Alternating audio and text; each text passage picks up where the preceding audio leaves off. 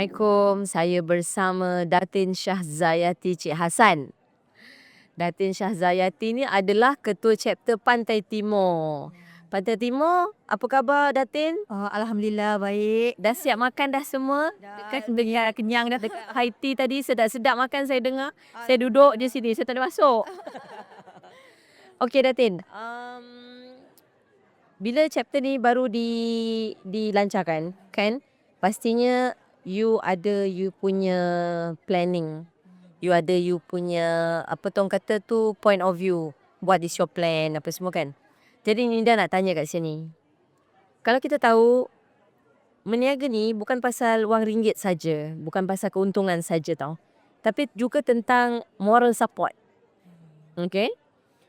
Bagaimana Datin plan nak wujudkan persekitaran woman, support woman yang sihat bagi mengelakkan ada usahawan yang rasa terpinggir, rasa left out. Okey, terima kasih Puan Nida. Bagi bagi kebanyakan saya daripada Pantai Timur. Jadi kebanyakan Pantai Timur tu kita tahu warga orang-orang perempuan suka berniaga. Betul. Daripada kecil sampailah ke besar. Okey. Nah, daripada kalau kita tengok di pasar-pasar contohnya, di bazar-bazar, semuanya kebanyakan kaum wanita. Dan di mana sokongan ni sebenarnya amat penting. Especially hala tuju. Hala tuju di mana kita adakan satu macam perniagawati macam ni. Kita tahu di mana perniagawati ni boleh bawa kepada peniaga-peniaga ni hala tuju ke arah yang lebih maju lagi lah. Maksudnya kalau peniaga-peniaga kecil, contohnya dia akan bagi peluang kepada peniaga-peniaga kecil, tak kira bidang lah, maksudnya dia akan bagi ke mana untuk majukan lagi bisnes kita ni. Jadi Kelantan ni kita nak ramaikan peniaga-peniaga dan kita tahu fokus kita untuk memajukan sesuatu perniagaan. Jadi kaum wanita ni mesti bersatu dan melalui persatuan, dan di situ kita akan dapat info lebih banyak lagi lah untuk maju. Tu orang kata bersatu teguh, bercerai robot. Ya, betul. Betul tak? Kita gerak seorang-seorang dan kita gerak berpersatuan. Mana lagi kuat? Mana lebih didengar? Betul tak? Berpersatuan lah kan. So macam Datin sendiri, your nature of business. Okey, saya dalam bidang penjagaan kesihatan. Penjagaan ni, saya ada care center, saya ada perkhidmatan penjagaan di hospital, di rumah. Maksudnya tu you bagi servis caretaker. Ya, Kepada orang tua ke, kanak-kanak ke? pada semua dipanggil extended care. Di mana sekarang anak-anak semua bekerja dah, dan ibu bapa yang ada di rumah, ada aktiviti keseorangan, boleh kita adakan satu tempat di mana anak boleh hantar sebelum pergi kerja, datang hantar tempat kita dan balik boleh ambil. Macam apa tu orang kata tu, macam kalau kanak-kanak pergi hantar Tadika kan.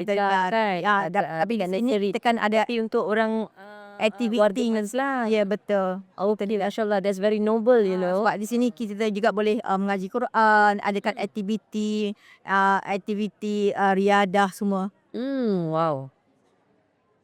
I rasa dekat KL I pun ada, tapi tak banyak. Dekat Kelantan ada berapa bisnes yang macam tu? Ya, tak banyak juga, tapi di Kelantan ni mostly syarikat kami adalah yang pertama yang adakan perkhidmatan ni lah. Kota Baru lah. Di Kota Baru. Kota Baru. Okey. Pada Datin lah, sejauh mana pentingnya mentorship antara usahawan senior nak guide usahawan yang baru dalam dalam chapter Pantai Timur ni? Okay. Actually, bagi usahawan yang lama, kita orang lama, orang-orang baru tu perlu dia perlu kita bagi melalui persatuan ni jugalah. Maknanya kita adakan satu aktiviti dan moral support untuk peniaga-peniaga yang baru nak berkecimpung dan yang telah ada bisnes tapi tak tahu hala tuju mana. Jadi melalui ini kita adakan mentor-menti untuk dia orang boleh melalui persatuan boleh datang jadi ahli dan kita akan bagi kerjasama lah. Nak salurkan bisnes tu ke mana? Ya, betul. Mana keperluan apa benda semua lah. Betul Puan Ida. Okey. Okey. Saya ni selalu suka tanya sebab kita ada generation gap antara zaman kita dengan zaman sekarang. Gen Z punya cara berbeza. Sama ada daripada segi menjalani hidup ataupun berniaga apa semua berbeza. So pada Datin, what is your advice to the younger generation, especially the Gen Z yang semuanya nak cepat, semuanya nak pantas, nak naik cepat, saya takut naik cepat jatuh. Betul. Kan? Betul. Bagi peniaga-peniaga baru yang terlalu excited, sebenarnya bisnes ni dia ada juga kena ada ilmu juga. Dia kena ilmu juga dan juga dia tidak boleh tinggalkan yang lama. Tapi kita dari sambil itu kita perlu belajar yang baru. Adaptation. Dengan keadaan teknologi sekarang, dengan sokongan daripada government, semua kena ambil dalam aspek tu. Wah, betul. Maknanya peluang, kalau saya tengok peluang untuk generasi muda sekarang memang excited, especially dalam bidang IT lah. Dalam TikTok, jual dalam social media memang betul. Tapi ada juga yang certain benda tu yang perlu ikut cara lama juga. Masih lagi lah kita kena apa tu orang kata tu, be realistic about it. Betul. Kan? Betul? Okay. Okay, jadi terima kasih banyak Datin. It's very nice meeting you. Kalau saya ke Kota Baru nanti saya cari Datin boleh? Ya, boleh. Okay, terima kasih banyak.